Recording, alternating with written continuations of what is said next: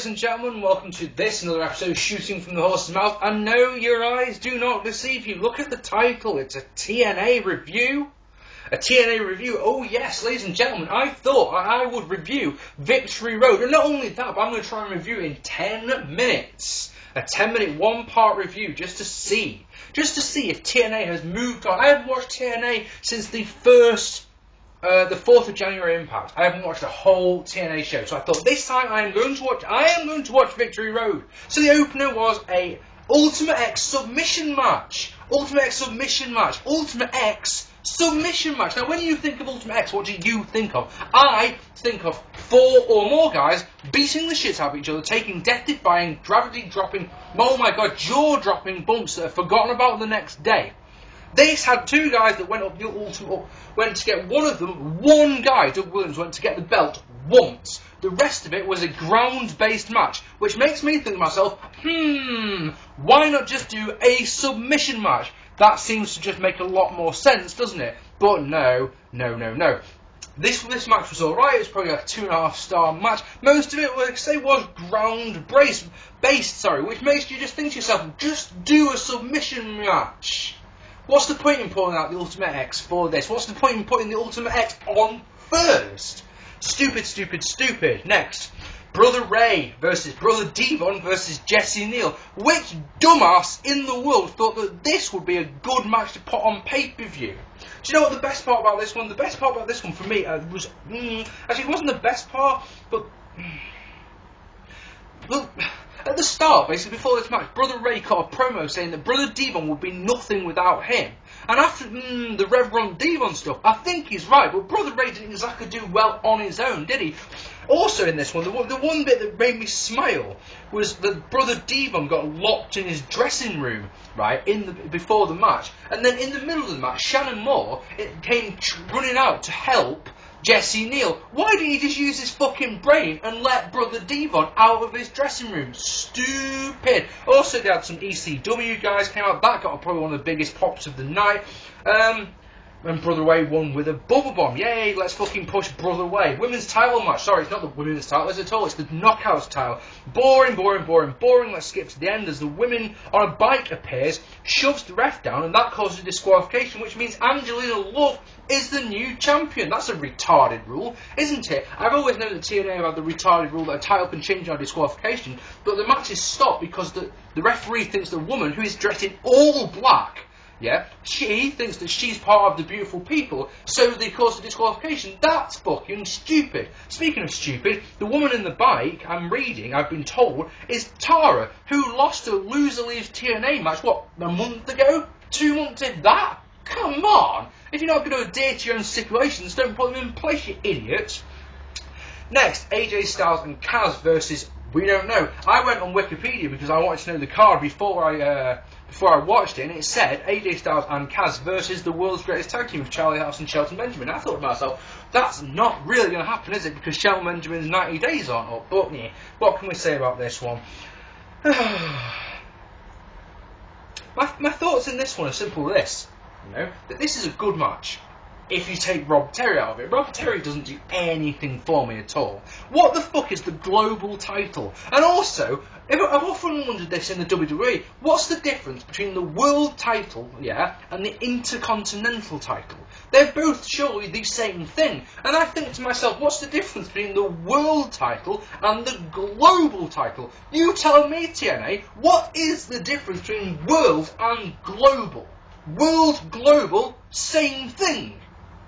That title belt means bugger all, really. Just retire. It's like the fucking Legends title they had. It doesn't mean diddly squat.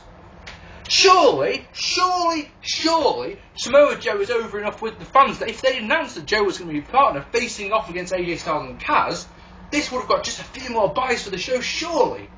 Am I right on this one? I think I am on that one. I really do.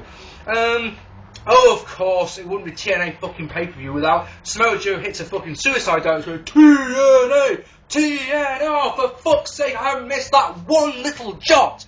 A suicide dive? Really, TNA fans? TNA, it's a suicide dive, it means bugger all. It's done on every fucking show ever.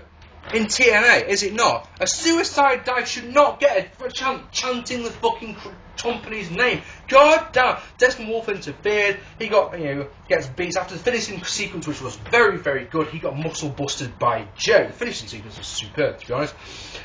Steel cage match, yay, it's escape only, and I like that. I don't like how in WWE they put the pinfall on a steel cage. It should be escape and escape only. There should not be any sort of rules. But refreshingly, we didn't see someone's head get smashed in with the cage door, which you see in every WWE cage match ever.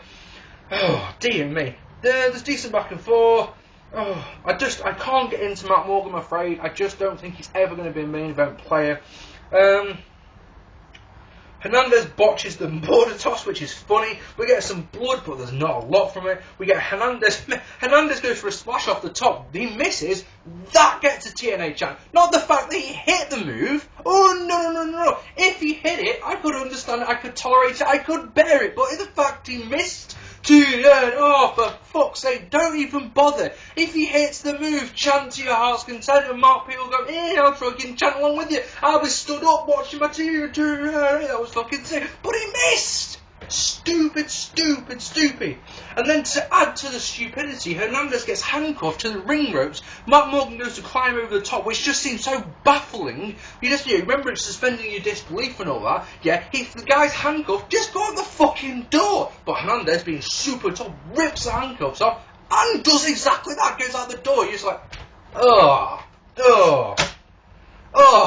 dear, so dumb. So then next you had Ric Flair versus Jay Lethal. Jay Lethal, let me tell you, I'm so happy he's dropped the Black Machismo rubbish. I had no time for it ever. Having watched his early stuff from Ring of Honor and seen just how talented this guy was, to see him doing a cheap Macho Man Randy Savage rip-off gimmick was funny at first because he had it so goddamn spot on. But when it's a year later and then it keeps going and going, you're thinking to yourself, this guy is never, ever going to be taken seriously with this sort of gimmick, is he? So now that he's dropped it, and by God, to their credit, Flair and Lethal put on a very, very good match. This was at least a 3-star match. I thoroughly enjoyed this one, up to the point where Jay Lethal went for a sunset flip and we got to see Ric Flair's fucking arse. No! And if you must get your fucking arse out, Rick, get it fucking tanned. Damn it, no one wants to see your 60-year-old scrawny ass. Damn! Oh, and the right man won as well. Lethal won by figure foot leg lock. Ric Flair really gave a lot of himself to Lethal. They matched each other move for move, and yeah, I like this one. This was good. Tag team title match. Couldn't tell you what a great match this was. This was a 4-star match. Beer Money, Motor City Machine Guns. But let me tell you something. This is what I'm going to tell you about this one. This one felt... excuse me. This one felt like when Samoa Joe won the TNA World title.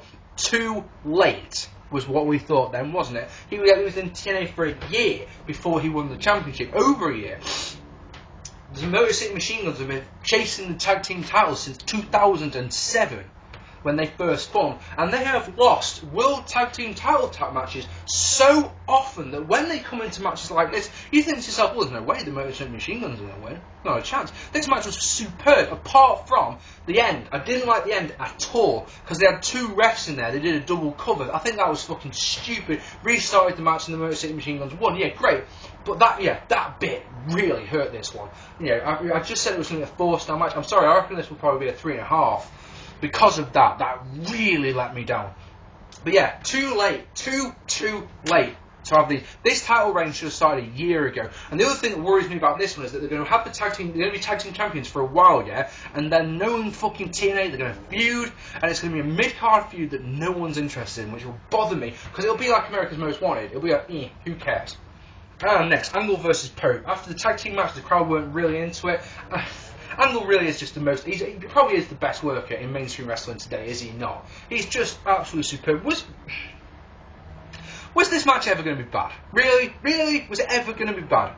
No, it wasn't. It really wasn't. The Pope, that guy should be pushed to the fucking rocket to the moon. He should not be in the main event like fucking Abyss was. After the year, speaking of the main event, after those last two matches, wasn't really caring about the main event. Didn't really do much for me. Having not seen any TNA recently, I'm hearing all of this show, I'm hearing Anderson talk about assholes, and I'm thinking to myself, what's he talking about there? Then you realise that guy's meant to be face, and then he's getting the fans chant assholes. And it's a good thing. It's not like they're chanting asshole like they used to at Vince McMahon. Oh no, they're chanting assholes like it's a good thing. I'm like, whoa, that's confusing. Abyss shouldn't be anywhere near the main event at all, in my opinion. That guy is a fucking joke now. Also, this main event went 12 minutes.